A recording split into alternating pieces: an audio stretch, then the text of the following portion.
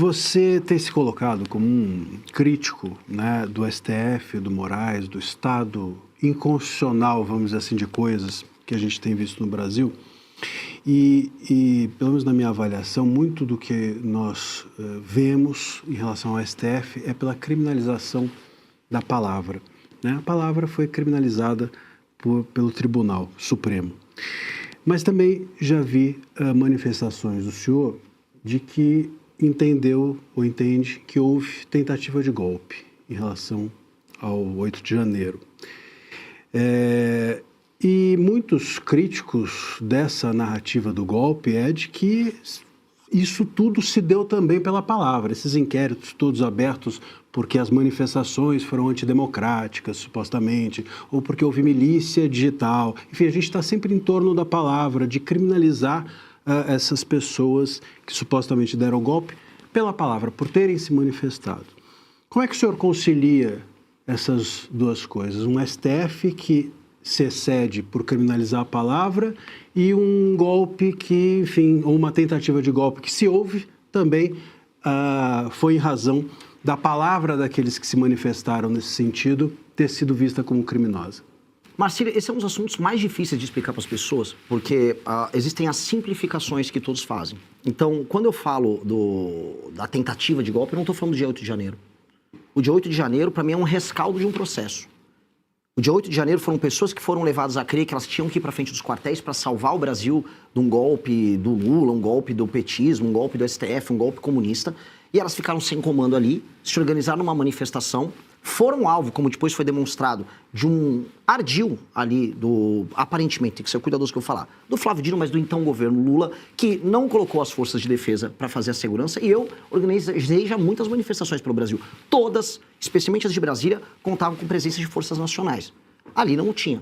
E aí essas pessoas, elas cometeram um crime, elas invadiram prédios públicos, elas depredaram os prédios públicos e elas têm que ser punidas por isso. Não com a pena que elas receberam, mas quem invade e depreda tem que ser punido. Não é isto quando eu falo da questão do golpe. Isso aqui é um rescaldo. Quando eu falo do governo anterior, o governo anterior levou um acirramento, motivou através de aliados pessoas a irem para frente de quartéis, e eu creio que pessoas envolvidas nesse tipo de trabalho insidioso têm que ter algum tipo de punição também. Dito isso, esse é o problema que fica complicado no Brasil. Nós estávamos vivendo já, especialmente desde 2019, começou lá com a Cruzoé, a criação de um regime paralelo dentro do STF, que é criado. Eu gosto muito de falar do direito penal do inimigo, que é uma tese que eu quero aplicar para o crime organizado, e que não encontra eco hoje com os ministros do STF. Mas, curiosamente, o direito penal do inimigo, que cria institucionalmente um inimigo do Estado, que seria um grupo de pessoas, ou uma quadrilha, uma organização que busca cometer crimes em série, eles fizeram isso com os bolsonaristas, vamos colocar ali. Eles foram tratados como, você citou bem as milícias digitais, que foi um termo que foi criado ali, eles foram qualificados como parte de um grupo de pessoas que tem que ter parte do seu direito de defesa mitigado, e com base nesse inquérito, que aplica o direito penal do inimigo, eles foram para cima desses adversários. Essas figuras, algumas delas estavam incorrendo em crime? Sim. Foi oferecido direito de defesa próprio? Não. Então a gente entrou, e está vivendo desde 2019, num limbo. Um limbo que teve motivações políticas, retóricas em termos de ação do então presidente Bolsonaro, e que teve da parte do STF uma concentração de poder e uma violação de direito de defesa das pessoas. Até porque se a gente quiser ter direito penal do inimigo no Brasil, isso tem que passar no Congresso. Isso não tem que ser determinado por uma ação por ofício do próprio STF. Então, esse imbróglio é um imbróglio que tem que ser desfeito. E o que a gente tem que fazer num governo novo é recolocar o STF dentro de uma caixa. Só que a gente não vê vontade institucional disso acontecer, porque quem assume grandes poderes não quer abdicar deles. Houve uma disputa agora, e essa é uma discussão que estava tendo no STF, sobre a nova composição do STF com as nomeações que estavam sendo feitas pelo Lula, inclusive. Inclusive, uma novidade dessas é que o próprio Messias não seria da ala do senhor Alexandre de Moraes. E isso motivou Alexandre de Moraes a ir contra a nomeação do Messias. E não é que isso seria bom, a gente está tão ruim em termos de democracia no Brasil, ou de instituição, é que o Lula está montando um grupo próprio para fazer talvez o que o Alexandre de Moraes faz, mas com a turma dele. E aí o Alexandre de Moraes se organizou, se articulou e foi para um caminho contrário. Então, quando a gente olha no processo histórico como um todo, não dá para falar que nós estamos institucionalmente num país sério. A gente está num país doente. E vai ser dever do próximo presidente da República resolver isso. Posso só fazer um complemento? Mas o senhor mencionou estímulo, estou usando a palavra que o senhor usou, estímulo para ir à frente de quartéis. Isso também não seria o uso da palavra? E aí eu só acrescento o fato de que, por exemplo, no dia 8, o Bolsonaro não fez nenhuma manifestação em relação àquilo que estava acontecendo. Mas o Trump, por exemplo, estimulou, vamos dizer assim, usando também essa palavra, as pessoas para irem ao Capitólio. O senhor acredita que o Trump ali estava tentando um golpe dentro dos Estados Unidos? Esse estímulo, volto a dizer, não seria também um uso, uma visão criminosa a respeito do uso da palavra? Eu não estou tão a par do caso do Trump do 6 de janeiro deles, como é que foi, porque tem toda uma discussão nos Estados Unidos. O do Bolsonaro, eu não acho que a culpabilização que tem que haver sobre o Bolsonaro é sobre o dia 8. Não temos que julgar a questão do dia 8. Quem transformou o dia 8 vamos dizer, na peça de resistência da discussão toda foi o STF, porque interessava tornar o dia 8 o dia da democracia. Tanto que ele passou a ser comemorado ali. Isso foi uma manobra política. As questões que envolvem o Bolsonaro são pretéritas, são no ano de 2022 ainda.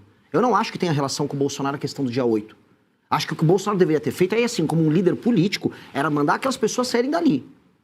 Tinha pessoas pedindo intervenção militar com o Bolsonaro no poder na frente de quartel. E o Bolsonaro, como líder, vendo que aquelas pessoas estavam debaixo de chuva, debaixo de sol, servindo a uma causa que não ia dar em nada, ele tinha que mandar elas saírem. Ele não mandou elas saírem, porque o Bolsonaro não é um bom líder. Nunca foi um bom líder. E ele não fez isso. E aquelas pessoas correram um risco que ele não correu, porque ele estava nos Estados Unidos, na Disney, com o Pateta, com o Mickey. Eu não consigo achar isso uma coisa séria. E aquelas pessoas terminaram presas. Estavam num vórtice de loucura grande e foram presas. Mas a situação do dia 8 é uma coisa, a situação que envolve o Bolsonaro no ano de 2022 é outra. A gente tem que fazer esse corte. Porque quem quer misturar esse corte, Marcília, na prática, é o próprio STF e é o governo Lula.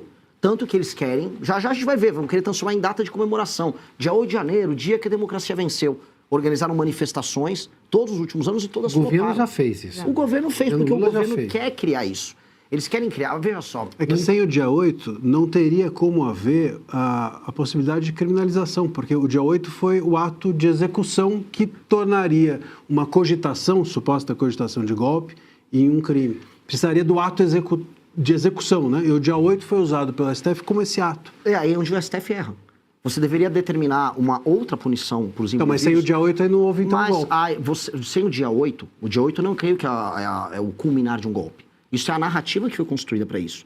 Os tais atos preparatórios, os atos executados em 2022, visando a um convencimento, às vezes meio forçado, de liderança das Forças Armadas, eles estão em outro cenário, em outra discussão. A questão toda é que a gente está falando de uma guerra que é jurídica, mas que é política e é simbólica. A questão do dia 8 era fundamental para eles construírem a ideia de que nós estamos permanentemente naquele filme Ainda Estou Aqui, numa luta contra a ditadura. Olha, vencemos dessa vez a ditadura militar. E é uma discussão que interessa muito a eles. Essa discussão interessa a eles porque, do ponto de vista simbólico, das imagens, dos signos, o símbolo da vitória sobre o dia 8 é o símbolo que mantém a luta da geração do Lula no poder, avisando, olha, retornamos ao poder e mantivemos a democracia. Dessa vez, 64 não venceu. Sim. Essa é a narrativa oficial. Então, uma coisa é o dia 8, outra coisa é o que aconteceu antes. E nós temos que fazer essa separação, senão a gente vai cair num discurso de maluco deles. Eu não vou cair no discurso de maluco deles.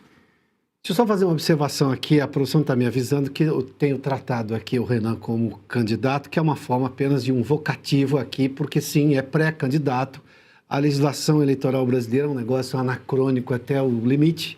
Enfim, toda vez que alguém disser aqui eu mesmo candidato, nós estamos falando sim de pré-candidato, porque essa é a legislação brasileira. Falta maturidade, né, Piotr? Isso é uma palhaçada. Tem essas preocupações do TSE. Tão simples. Ele tem que tomar cuidado com isso, não, gente? Exatamente. Mas o TSE é tão chato nessas coisas que assim, então, eu mesmo recomendo que a gente tome cuidado. Então, aí podemos chamá-lo... Teremos chamado de Renan, não abusando da informalidade, mas apenas para evitar o... Já inaugurei essa... Já foi. De Renan. É melhor que pré-candidato. Feitas essas ressalvas... Feitas essas ressalvas, Edilson, depois Tawane e Fábio. Por favor, Edilson.